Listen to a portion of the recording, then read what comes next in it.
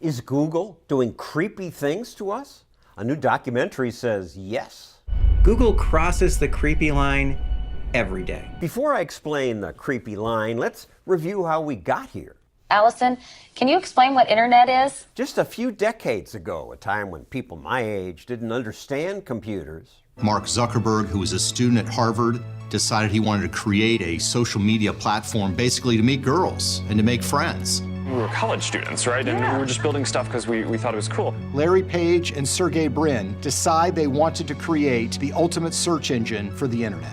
They had a better index than other indexes that were around. Theirs was not the first search engine. And it was just leaps and bounds ahead of services like Yahoo, AltaVista, and quickly became the clear winner in the space just from a technology basis. Google put answers to your question on one page and ranked them. Spiders around the internet, taking pictures of web pages and analyzing the links between the web pages and using that to make some assumptions about relevance. Now, they had to figure out, how do we make money off this? All you do is track people's searches. Your search history is very, very informative. That's going to tell someone immediately whether you're Republican or Democrat, whether you like one breakfast cereal versus another. Then they could sell you to advertisers. So they could hook up the umbrella makers with people searching for umbrellas, basically send you targeted ads. That is where Google gets more than 90% of its revenue. They don't sell you anything. They sell you.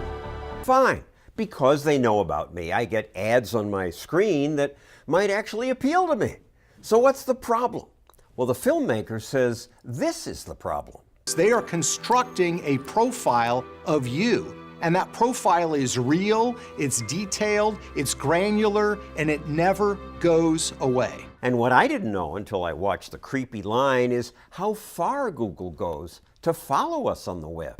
They were getting a lot of information from people using the search engine, but if people went directly to a website, that's bad, because now Google doesn't know that. So they developed a browser, which is now the most widely used browser in the world, Chrome. By getting people to use Chrome, they were able now to collect information about every single website you visited, whether or not you were using their search engine. But of course, even that's not enough, right? Then Google wanted to know, what do people do when they're not online?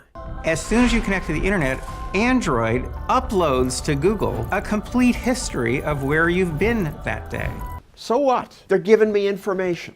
They are giving you information, but to the extent that somebody can do something for you, they can do something to you. Peter Schweitzer wrote The Creepy Line. I love these services. Well, you're seeing all the positive, good side of it. What you're not Your seeing... movie's all about the bad side.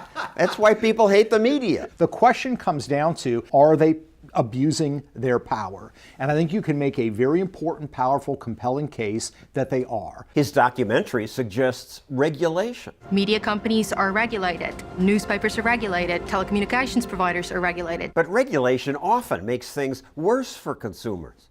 And politicians are too clueless to do it well. Watch Senator Hatch embarrass himself. Well, how do you sustain a business model in which users don't pay for your service? Senator, we run ads. You want regulation? That's going to make it better? I think one of the ways you deal with Google's market concentration and its massive control of search is put it under the same shackles that other media companies do. Shackles aren't good. I mean, government has the guns. Government can always step in at some point if the people find Google just doing evil. Yeah. But to start it now... I would rather say, here are the ground rules that other media companies have to subscribe to. Google should be put in the same category. Now, I don't presume to know what, if anything, ought to be done to make sure Facebook and Google don't harm the world. But the documentary does make a compelling case that these giant companies do creepy things. There's what I call the creepy line, and the Google policy about a lot of these things is to get right up to the creepy line but not cross it. It's an interesting word, creepy, right? Because it's a word that connotes horror. I don't think the typical ethical person says, I'm going to push right up to the line of creepy and stop there. Because creepy is really bad. A creepy mugger is worse than a mugger. The mugger wants your money. God only knows what the creepy mugger wants. It's more than your money. In my second and concluding video on the creepy line, we look at how a few people in Silicon Valley secretly shape what we think and maybe who will govern us. I am running for President of the United States. Last election, Silicon Valley tried but failed to elect Hillary. But next election, the creepy line says, if the major players in tech right now, and that's mainly Google and Facebook, banded together and got behind the same candidate, they could shift 10% of the vote in the United States with no one knowing that they had done anything.